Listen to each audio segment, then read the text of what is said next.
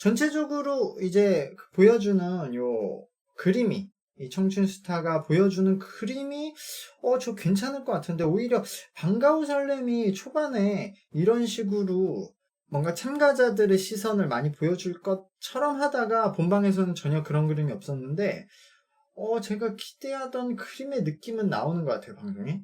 기대하는 세 개파가 한자리에 모여서 정면으로 승부하는 배틀 오디션이 되겠습니다. 자, 이 세 개파의 격돌 속에서 같이. 청춘 스타. 네, 안녕하세요. 음악 커뮤니케이터 가치입니다. 오늘 청춘 스타 새로운 오디션이 시작이 되었는데요. 제가 요거에 관해서는 간단한 방송에 대한 설명과 제가 생각하는 주요 멤버들, 그리고 뭐 예상에 대해서 얘기를 했는데, 제가 그 영상을 올리고 나서 이쪽 사람들하고 좀 얘기를 해봤는데 제 예상이 맞는 것도 있고 좀 다른 점도 있더라고요. 그래서 간단하게 먼저 다시 설명을 요약해서 드리면, 청춘 스타라고 이제 채널 A 방송에서 새로 시작한 오디션 방송이고요. 이 청춘 스타는 좀 기존 오디션 방송하고 다릅니다.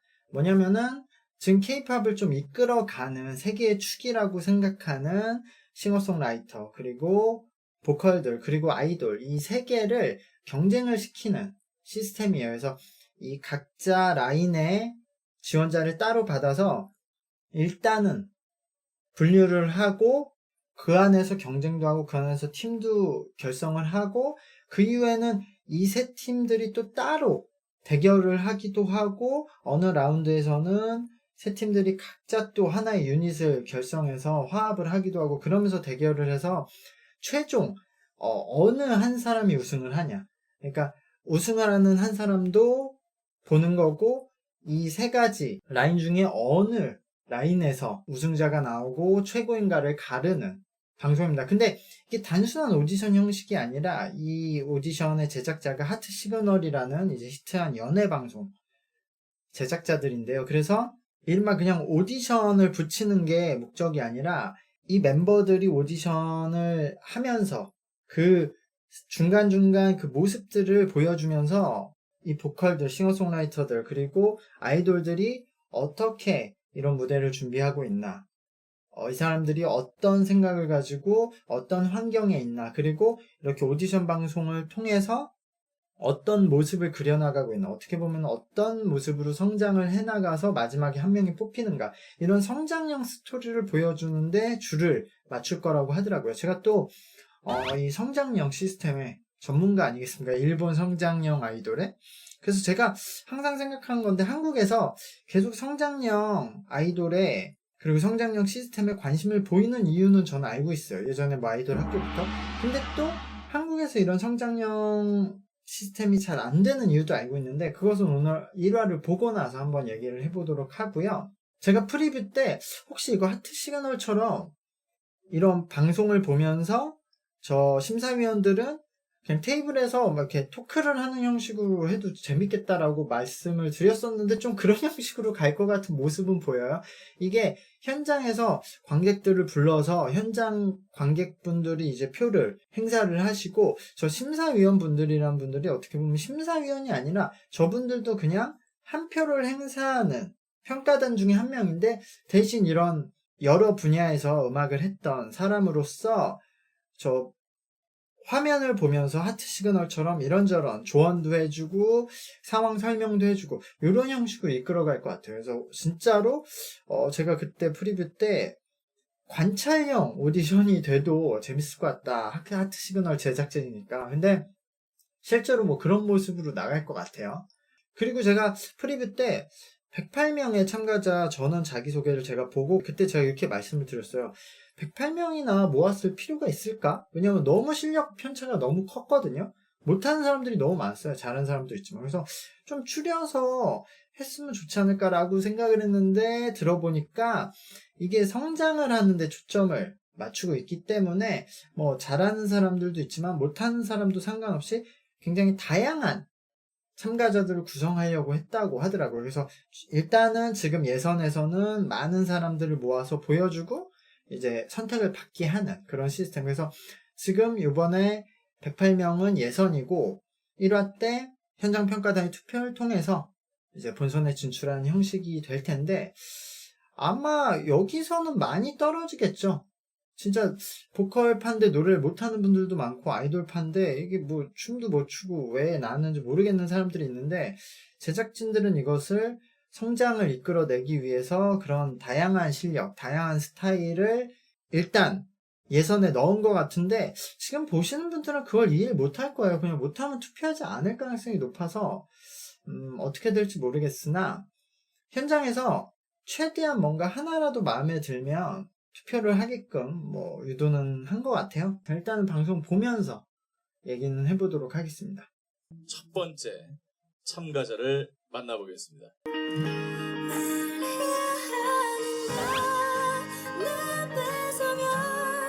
아우 처음에 나온 이유가 있네.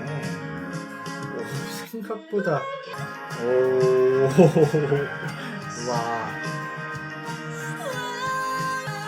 오 이야. 아 처음에 딱 봤는데 제가 재밌었던 건 제가 그냥 이렇게 리뷰하듯이 하는 거네요. 실제로 그렇게 하네. 그냥 내가 하듯이 하는 거네. 근데 일단은 이 지금 류미니님, 전 처음에 노래를 했을 때, 이렇게 되면은 딱 시작하는 소절만 들었을 때는 한쪽으로 치우쳐진 보컬일 거라고 생각했어요. 호흡으로 부르든가 공간을 사용하든가. 둘 중 하나일 거라고 생각했는데 되게 디테일하게 생각해도 그 둘 다 밸런스를 굉장히 잘하는 보컬이거든요. 이거는 아주 기분기가 좋은 보컬이에요. 지금 류미니님은. 그래서 웬만하면 이분은 노래로서 크게 뭐 뒤처지지 않을 것 같은데 실력으로만 봐서 뭐 음색이나 이분 지금 캐릭터 이런 거를 그냥 제쳐두고 노래 실력만 봐도 호흡도 충분히 공간을 감쌀 정도로 가지고 계신데 또 공간 사용을 딱 받쳐두고 하세요. 그렇기 때문에 안정적으로 소리를 낼 수 있거든요. 그래서 이분은 아마 조금 더 앞으로 긴장이 풀리면 노래를 잘하지 않을까. 그리고 꽤 위까지 올라갈 수 있을 것 같아요. I need you, girl, please don't leave. 여기까지라고 말은 하지 마. 정수민님 싱어송라이터파에서 처음 나오셨는데 저는 정수민님 정도면 붙을 것 같아요. 붙어야 된다고 생각하는 게 이게 어쨌든 뭐 또 성장형을 보여준다고 하면은 거기에도 알맞고 지금 보컬도 연주도 그리고 이제 자작곡을 들어봐도 약간 어설픈 느낌은 있어요. 근데 또 그게 뭔가 단점들이 있는 건 아니거든요. 성장하기 쉬운 형태예요. 보컬도 이제 공간을 좀 더 쓰는 타입. 그러니까 이게 역시 혼자 계속 기타를 치고 노래를 하던 내추럴한 모습이 아직 많이 있어요. 그러니까 노래를 할 때도 제가 예전에도 계속 얘기했지만 싱어송라이터 연주를 하면서 치는 분들은 결국 노래를 잘하는 것보다 어쨌든 연주를 하면서 해야 되니까 소리가 고정돼 있어야 되거든요. 그렇지 않으면 노래를 못 부르게 되니까 자연스럽게 본인이 편한 공간을 찾아서 노래를 하는 그런 실력이 좀 늘게 돼요. 반대로 말하면 호흡을 좀 덜 중시하게 되긴 하는데 지금 이분도 공간은 굉장히 좋다. 그래서 소리가 이쁘고 아주 안정적이게 나오죠.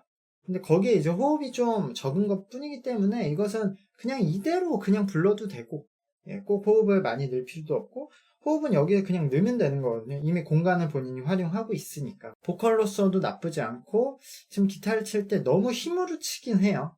근데 이거는 완전히 그냥 본인 스타일인 것 같아요. 성격도 있는 것 같고.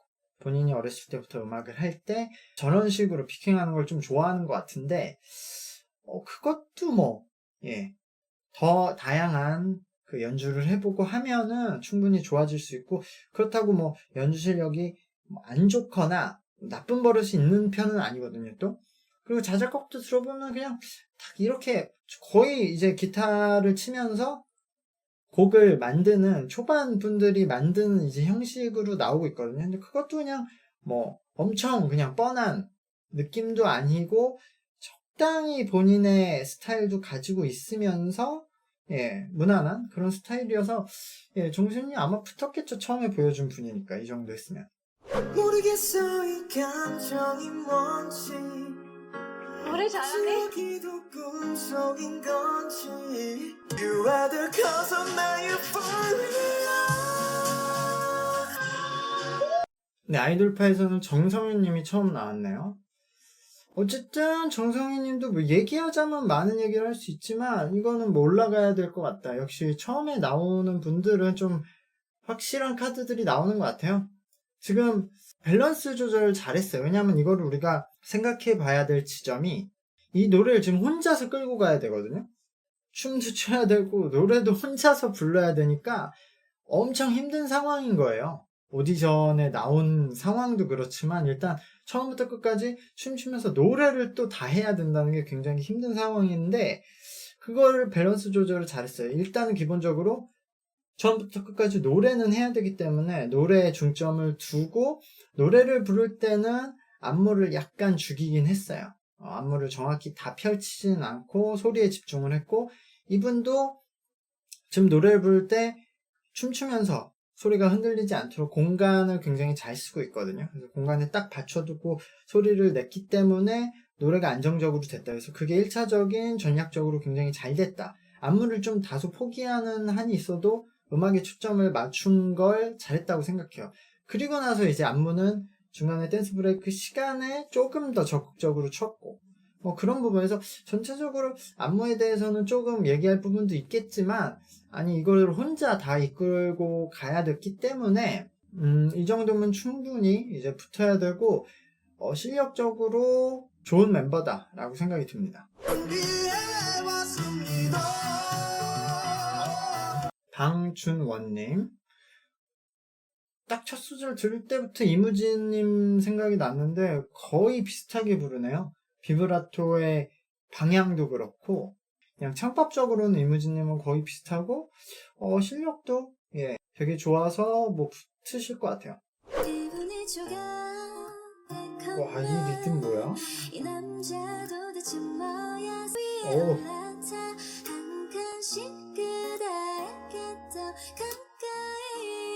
와, 류지연님. 와. 이런 분들의 노래를 들을 때 제가 좀 더 반응이 잘 나오는 것 같아요. 뭔가 디테일들이 숨어있는? 그래서 일반적으로 들었을 때 그냥 목소리 좋고 뭐 그 정도 이렇게 들으실 것 같은데 자신만의 딱 리듬이 있거든요.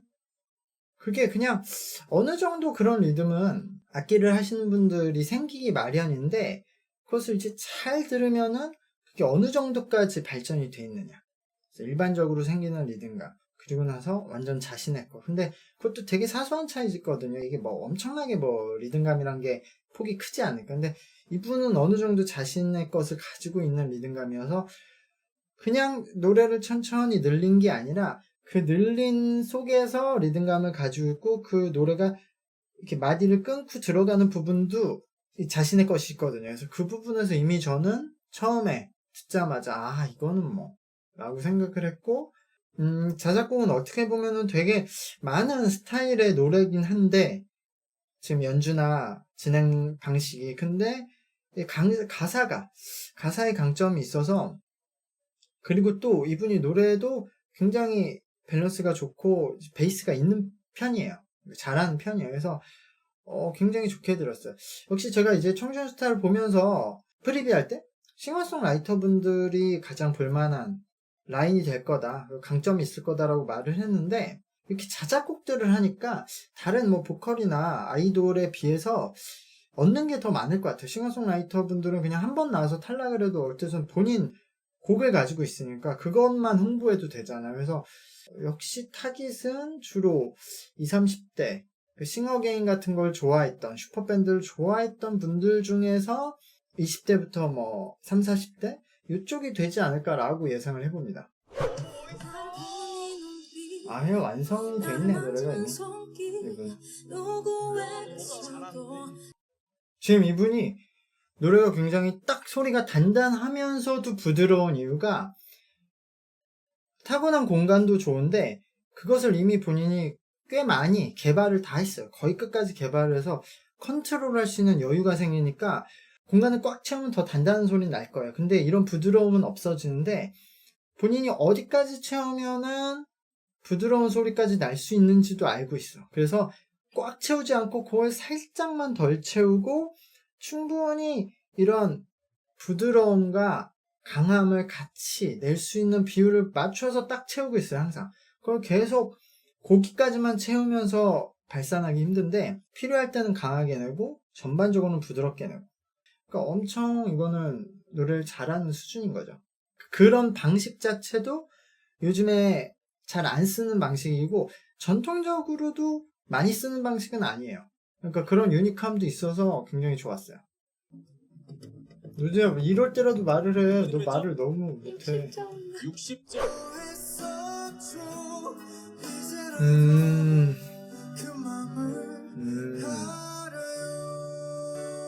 기본적으로 되게 이제 입의 공간을 잘 타고났고 그것을 또 본인이 잘 사용을 해요.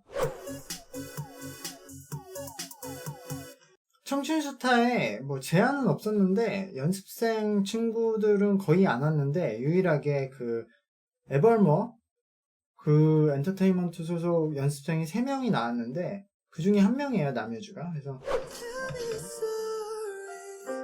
Just get angry.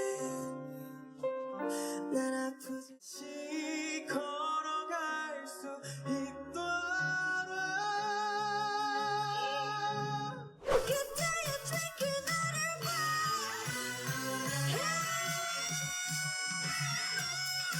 노래를 지금 이렇게 잘하거나 완성이 돼 있는 형식은 아니거든요. 아직 몸의 힘을 이용하고 창법 디렉팅을 통해서 소리를 완성하는 거라서 조금 더 앞으로는 밸런스 있게 몸의 힘보다는 공간을 올리고 호흡을 이용하는 방식으로 연습을 좀 더 하시면 좋아질 것 같아요. 네, 오늘 청춘스타 1화 방송을 봤는데 역시 오디션 방송은 너무 긴데 저는 재밌을 가능성도 봤어요. 어떻게 보면은 진짜 제가 좀 예상했던 그림이긴 해요. 하트 시그널 방식으로 관찰형 오디션. 이게 아마 나중에 이제 본선 무대에 가서 뭔가 이 친구들이 팀을 이루고 뭐 준비하고 이런 과정에서는 더 저 관찰형 오디션 느낌이 더 잘 살겠죠. 어떻게 보면 제가 하는 방식 그대로 하는 건데 제가 이렇게 방송을 보면서 그대로 리뷰하듯이. 근데 그러다 보니까 아직은 익숙하지 않아서 연예인분들이 뭔가 얘기하기도 애매하고 뭔가 한마디라도 해야 될 것 같으니까 뭐 좀 오바된 얘기가 나오기도 하고 어떻게 보면 노제님처럼 거의 한마디도 안 나오기도 하는데 이거는 뭐 가면서 적응을 할 것 같고 방송 흐름 자체는 나쁘지 않은 것 같아요. 이런 형식의 오디션이 있으면 좋을 것 같다 앞으로도 라는 생각이 들고요. 진짜로 뭔가 슈퍼밴드와 싱어게인과 약간 하트 시그널을 합쳐놓은 느낌은 납니다. 오늘은 이만 안녕.